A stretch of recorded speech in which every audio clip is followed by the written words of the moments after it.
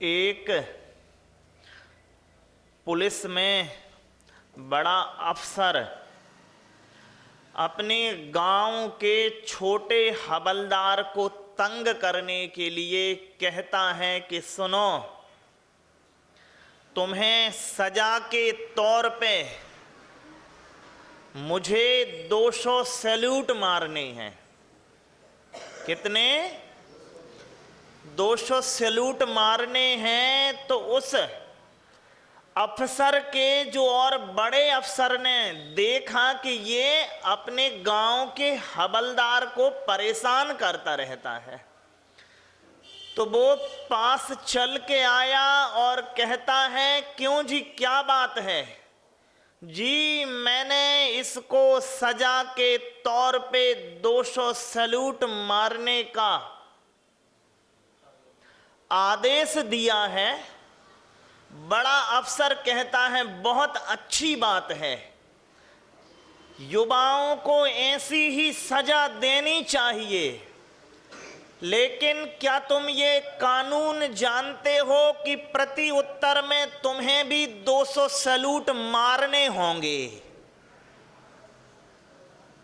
साहब गुड़ गोबर हो गया।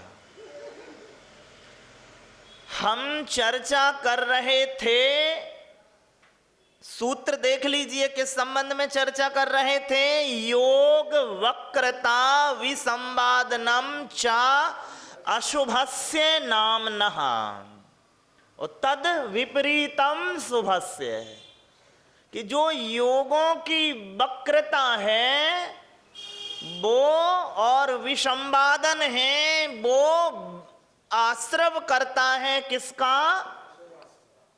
अशुभ का, अशुभ नाम कर्म का।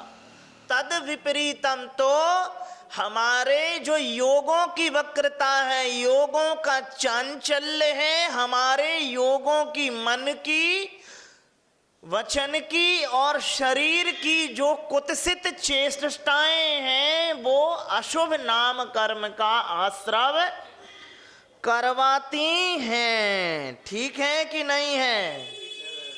मैंने पहले भी कहा है कि मैं महाराज साहब से कहता हूं कि सीधा होना ठीक नहीं, और ये दोहा भी सुनाता हूं कि जो जितना सीधा होता है या जो जितना मीठा होता है उतना ही कष्ट उठाता है।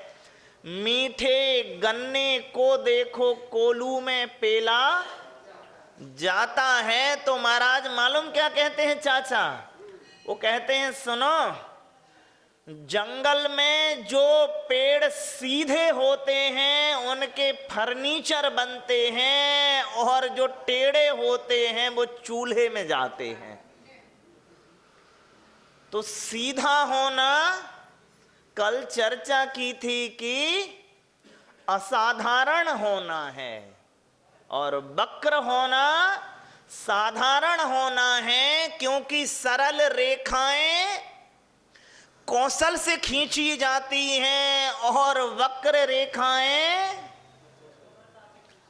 किसी भी कौशल की जरूरत है नहीं। तो देखिए, मां योग चातुर्य, यहां पर योग चातुर्य से अर्थ है योग वक्र चातुर्य। एक अमीर जो घमंडी था, एक अमीर जो घमंडी, उसके पड़ोस में एक दूसरा निर्धन रहने को आया। तो वो सोचता है उनके घर की बाई कि अब इनसे सहधर्मी है तो मैत्री हो जाए तो अच्छा है। तो वो प्रयास करती है कि बोलचाल बढ़े। तो पहले दिन उसने बोलचाल बढ़ाने की कोशिश की, उसने उत्तर ही न दिया। दूसरे दिन बोलचाल बढ़ाने की कोशिश की, उसने उत्तर ही न दिया। तीसरे दिन बोलचाल बढ़ाने की कोशिश की, उसने उत्तर ही न दिया। चौथे दिन वो अपने घर के बाहर खड़ी थी दोनों बाइयां। इतने में ही एक भिखारी आया वो कहता है बाई भिक्षाम देही, कुछ निर्धन को दे दो। तो जो गरीब था उसने सोचा कि याचक कम ही आते हैं, 10 रुपए निकाल के उसने दे दिए। जब भिखारी ने देखा साधारण ने 10 रुपए दिए हैं, तो जो विशेष है उससे तो 100 मिलेंगे ही। तो उस बाई से कहता है कि बाई अब आप दे दो। तो वो बाई झट से कहती है हम दोनों साथ ही हैं। सूत्र पढ़िए आप अब, योग वक्रता विसंवादनम च अशुभस्य नामनः तद विपरीतम शुभस्य। अब देखिए कितना योग चातुर्य है, कितना चांचल्य है, कितना योग अकौशल है। चाचा कोई संबंध थे वहां पर? कुछ भी संबंध नहीं थे। 10 रुपए की सुरक्षा के लिए ऐसा चांचल्य स्थापित किया कि मैं नाम बता दूं तो तुम कहो ये लोग थे बे। सारे आदर गिर जाएं। और पहले कहा था लोग बड़े इससे नहीं बनते हैं कि वो कितने बड़े हैं, लोग इससे बड़े बनते हैं कि वो अपने छोटों को कैसा महसूस करवाते हैं अपनी मौजूदगी में। अब आप देखिए कि कितने वक्र और कितने सरल योग हैं, कितने जटिल और कितने विपुल योग हैं हमारे आपके ही। चाचा ये हमारी और आपकी ही अलग अलग समय की प्रस्तुतियां हैं मां। क्या हैं? अलग अलग समय की हमारी और आपकी ही प्रस्तुतियां हैं कि नहीं है। हम कितने कठोर हो जाते हैं कभी कभी और हम कितने सरल हो जाते हैं कभी कभी। महाराज साहब लिखते हैं छड़े छणे तुष्टा छणे रुष्टा तुष्टा रुष्टा छणे छणे। कभी रुष्ट हैं, कभी तुष्ट हैं, कभी क्षण में रुष्ट, कभी क्षण में तुष्ट हैं हम। और सम्यक दृष्टि में चाचा होता है समवेग। रुष्ट हैं और तुष्ट हैं ये तो आवेग की स्थितियां हैं मां। ये तो आवेग की स्थितियां हैं। मुनि महाराज जी के लिए क्या लिखा हुआ है? ब्रुवन नपि हिना ब्रूते गच्छन नपि न गच्छति स्थिरी कृतात्म। कि चाचा वो बोलते हुए नहीं बोलते, खाते हुए नहीं खाते, चलते हुए नहीं चलते। मां क्या है? स्थिति प्रज्ञ है। गीता का मूल उपदेश जो है भगवत गीता, उसका यही है कि स्थिति प्रज्ञ हो जाओ आप। स्थिति मतलब ठहराव, प्रज्ञा मतलब बुद्धि, बौद्धिक ठहराव आपका, बोधि ठहराव हो गए। ना अब इधर झुकते हैं, ना राग के पाले में झुकाव है, ना द्वेष के पाले में झुकाव है मां।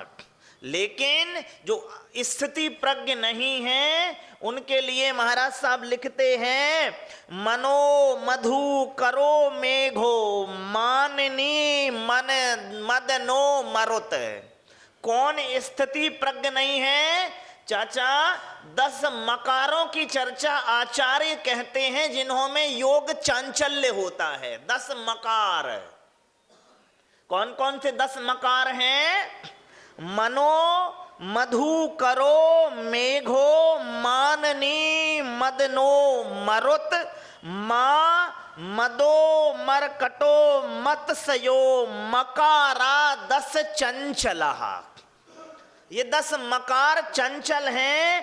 मन, मधुकर, मेघ, माननी, मदन, मरुत, मां मतलब लक्ष्मी, और मद अहंकार, मरकट बंदर, और मत्स्य। हाँ, तो ये 10 क्या हैं? मकार हैं, जिनमें खूब चांचल्य है। पहला मकार कौन सा है? आप देखिए, मन। मन चांचल्य है।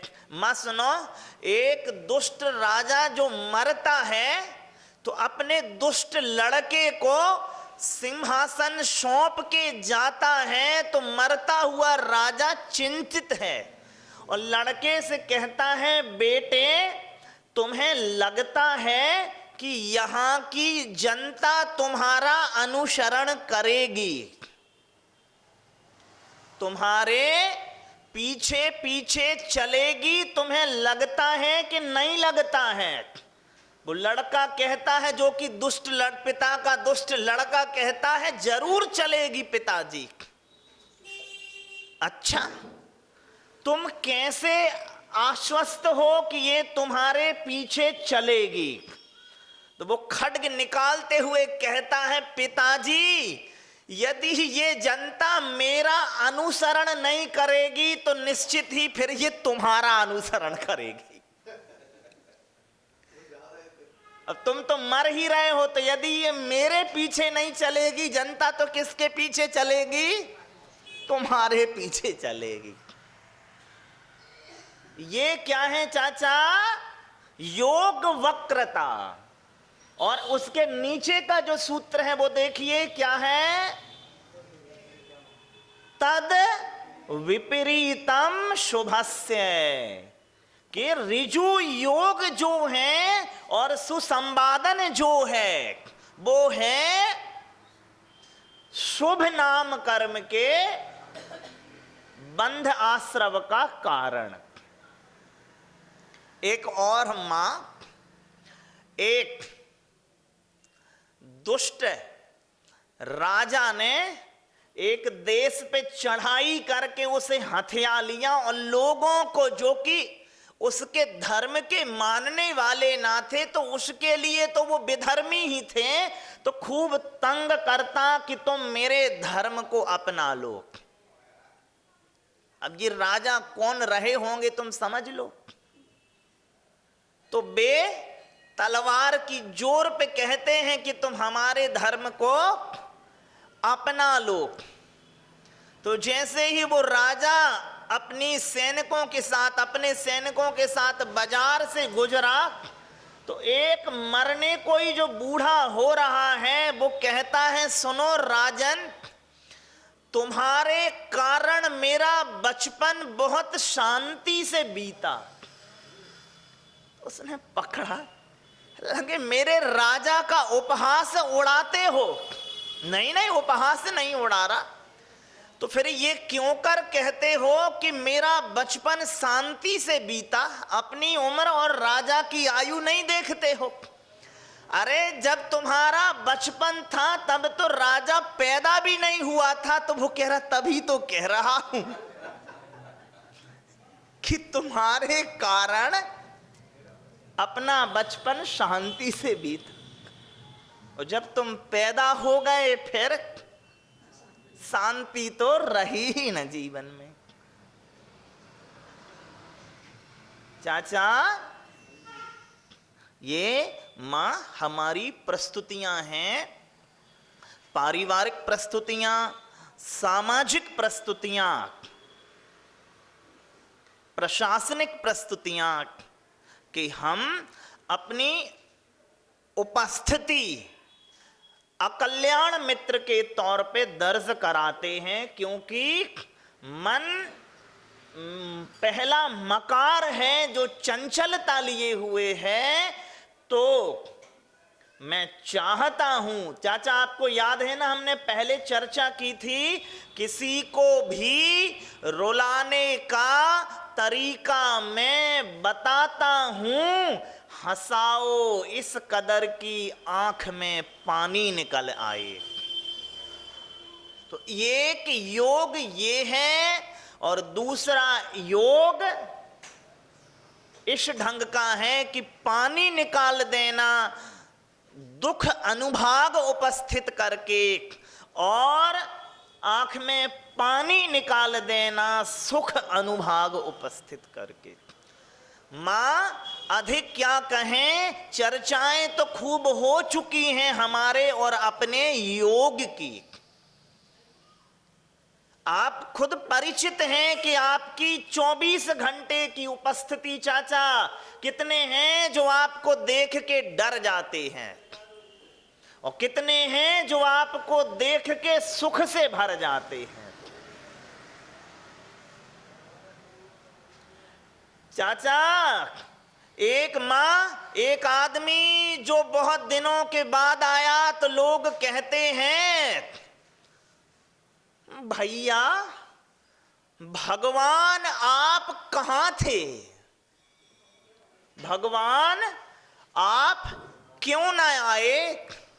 और दूसरे हैं उनको देख के कहते हैं भगवान आप क्यों आ गए।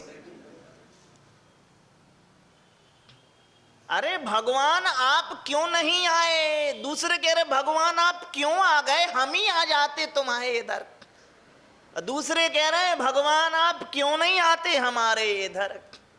किनके संबंध में हम कहते हैं बताओ, जिनके योग कुटिल होते हैं, वक्र होते हैं, जिनकी मौजूदगी विसंवाद उपस्थित करती है। विसंवाद का अर्थ दो, एक तो बुरे संवाद और दूसरा विसंवाद नाम का अर्थ है च्युत कर देना मार्ग से।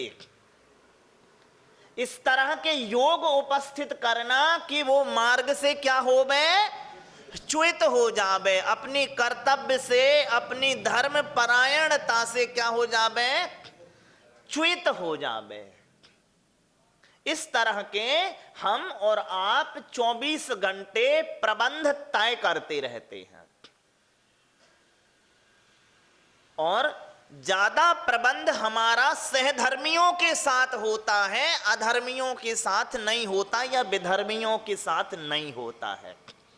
और आखिरी बात है, समंत्रभद्र मुनि महाराज साहब लिखते हैं ना धर्मो धार्मिकैर बिना, कि धर्म जो है मां वह धर्मी के बिना नहीं होता है और हम जो विसंवाद करते हैं वो धर्मी से ही करते हैं। चाचा यदि रिश्तों में मजबूती चाहिए, मां रिश्तों में मजबूती चाहिए है तो 3 चीजों की कभी आपस में चर्चा ना करो। किसकी? ना तो धर्म को लेके आपस में चर्चा करो, ना परिवार को लेके आपस में चर्चा करो और ना बच्चों के पालन को लेके आप चर्चा करो। तो पैसे को, परिवार को और आपकी धार्मिक आस्था या बच्चों के पालन को लेके कभी आपस में चर्चा नहीं करो, नहीं तो एंटी होना पक्का समझो। विसंवाद वहां पे खड़े हो जावेंगे।